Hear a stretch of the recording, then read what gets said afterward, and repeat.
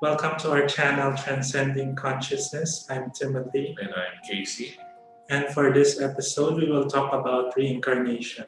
When we say reincarnation, what comes to my mind before is that the Hindu idea of reincarnation, which is when you do something good in this lifetime, you will be rewarded with riches or a better life in the next lifetime. Or if you did something bad, like a negative karma, you will be punished by having a worse lifetime in the next. Or, for example, the Hindus also believe that the people can change into animals or to reincarnate into animals in the next lifetime.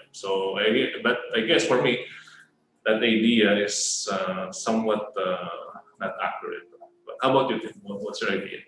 So, for me, reincarnation is actually a very important concept in spirituality because it actually shows the equality, how every reaction, how all of the things you did in this life has bearing in the future, and that we don't have only one lifetime in order for us to realize, to be one with God, to be able to transcend ourselves and join Him in heaven. Before we go into the implications of reincarnation, let's start with the fact that in olden times, in the old Jewish communities, and even in the early Christian communities, they actually believe in reincarnation.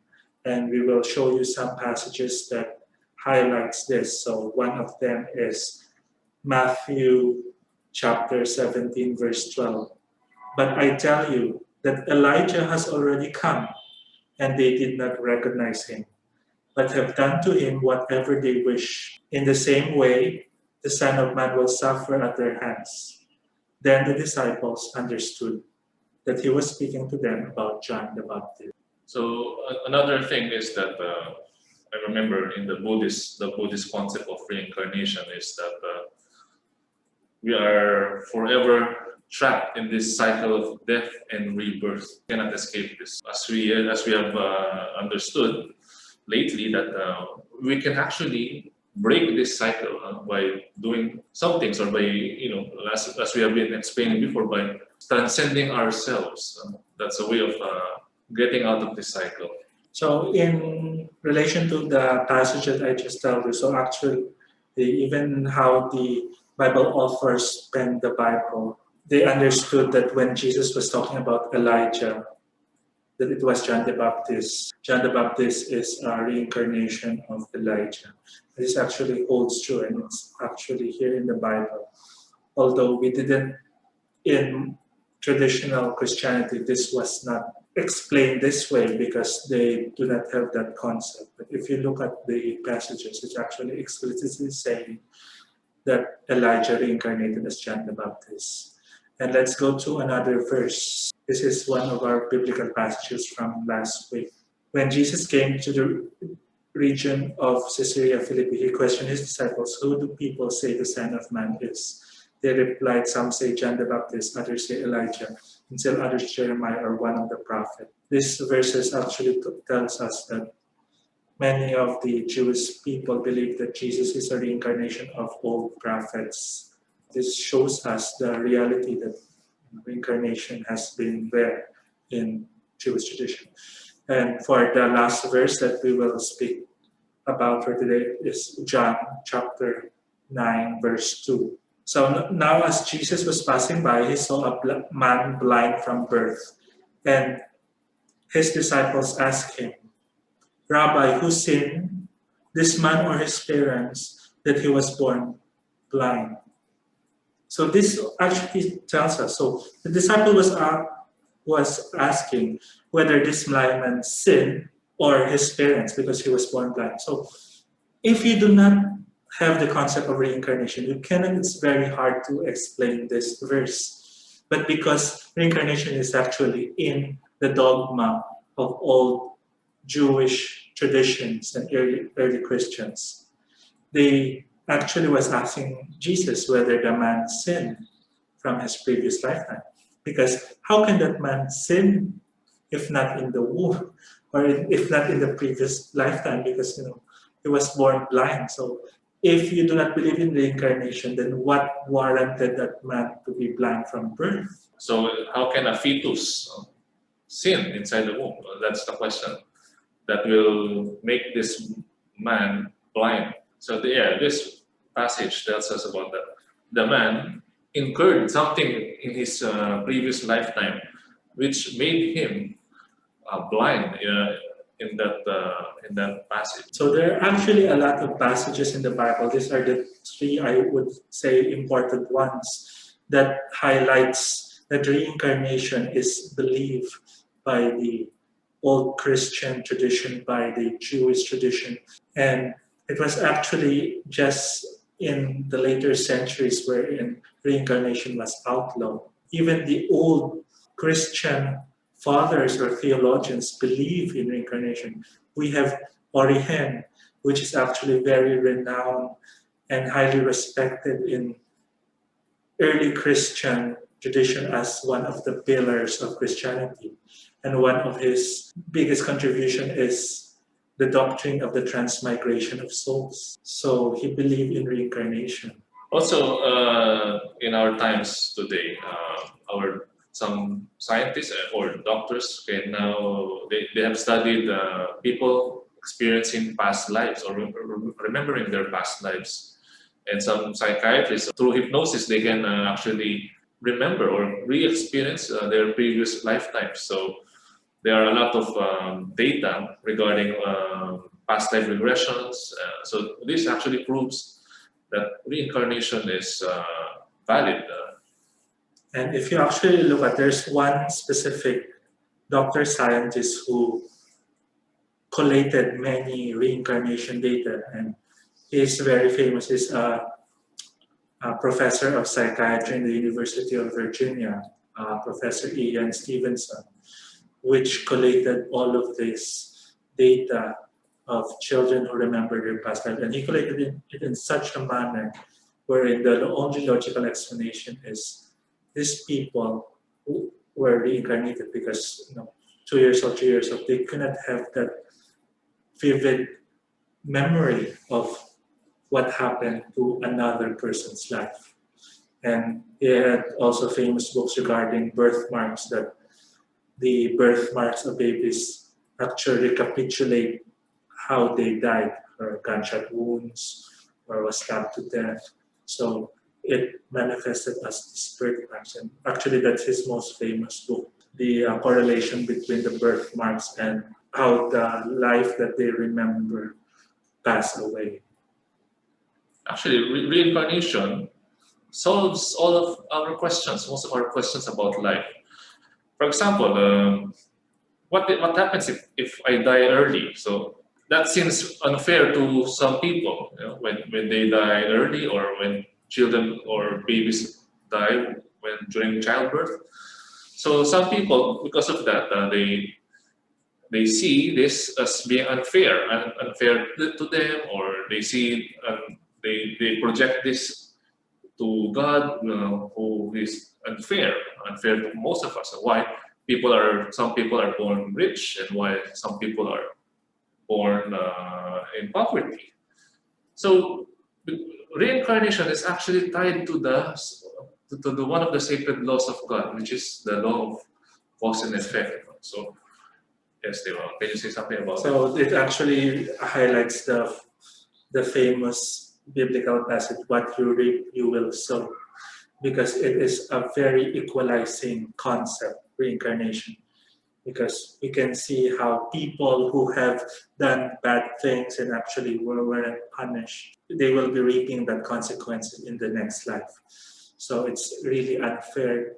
We cannot try to explain why, for example, a fetus died stillborn, or somebody died at a tender age of 5, while others would die at the age of 100.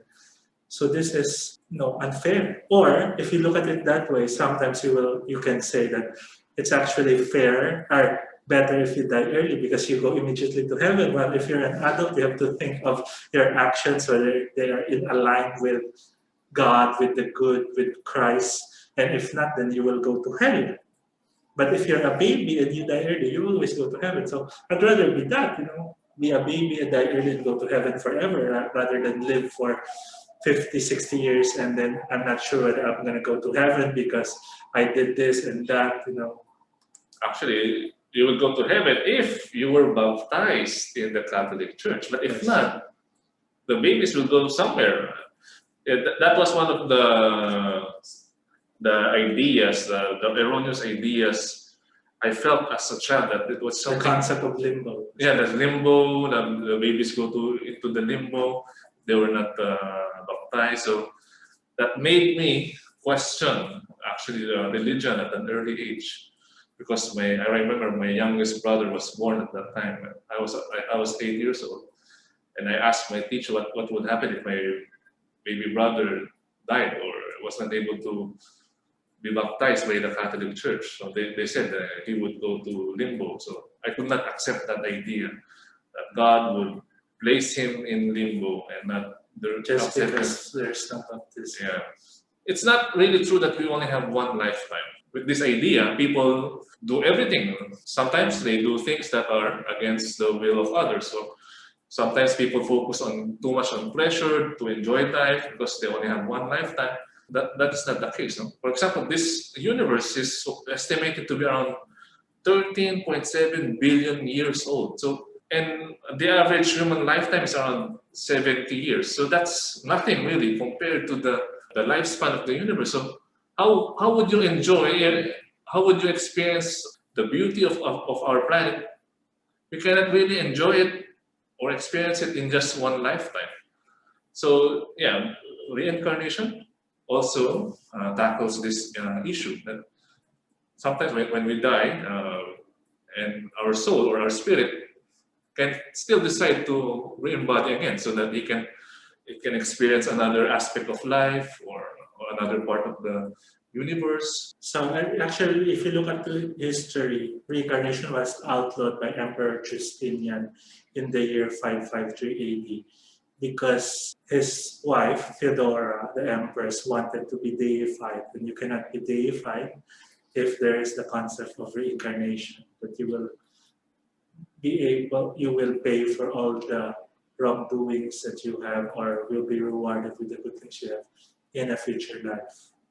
So this is one of the reasons why it was outlawed. And if you look at the history, the Pope actually at that time was against this revisionism done in Catholicism, that is the outlawing of reincarnation. But at that time, he cannot do anything. He was captured and made to forced to sign that decree that whoever believes in reincarnation or in the works of Origen is an anathema to the church, basically a heretic, and is excommunicated. And this was never again challenged. It's only now that we have this idea that this is actually present or this is the history of reincarnation. But it was never corrected because otherwise the church would not be able to sell the concept of heaven and hell if there was reincarnation. They would have sell the concept that you only have this one shot to make it to heaven, and if you fail, that's eternal damnation. So can you see this concept? What God would give you just one shot at salvation. And it will be based also on the circumstances of your birth. Are you born in Catholic tradition? Are you born in pagan religion? So it doesn't make sense to the concept of a loving Almighty God. The idea of heaven and hell is actually a fear tactic to control the people. Because when the church fathers say that you will go to hell, it's actually making you fearful of your actions, so that you should follow them, okay, and obey their rules, so that because they made themselves as the middlemen between you and God, so that you have to pass through them to go to heaven. So yeah, that's actually a very the tactics they used in the past to control the people. Yeah, and for me, actually, liberating is a very, very, reincarnation is a very liberating concept. When I've got to discover reincarnation and research through it, whether is it real, what evidence do we have. When I saw the evidence posted by Ian Stevenson, also interviews by Barbara Carlin, who believed that she was the reincarnation of Anne Frank. It's actually the most famous reincarnation story, and it was set in Europe because the India Hindu religion, they believe in reincarnation, so they have less variants. So if we have someone in the European nation who claim in reincarnation, and which is who grew up in a Christian tradition, so this is actually a very, very good evidence. And with the evidence that I saw, I said, yes, reincarnation could be true. And again, I reasoned my logic. Would a loving God just give us one shot to be with Him? And now, would a loving God would try to condemn, this one, I'll make him die at 10 years old. This one will live up to 50. This one will be born here in Africa. This one will be born here in Italy, in Rome. So he will be born Catholic. This one will be born in the jungle of Amazon. That does not make sense. That salvation is based only on one church, and you have only one shot at salvation. It doesn't make sense to me. Actually, I remember one passage in the Bible. The sins of the father will be passed down unto the third and fourth generation. Actually, it is not the future generation will suffer with the sins of the father, but with reincarnation, it's actually on the third, on the third and fourth generation, it is actually the same person suffering the consequences of his actions. Yeah, that's actually true. So with reincarnation, we cannot escape.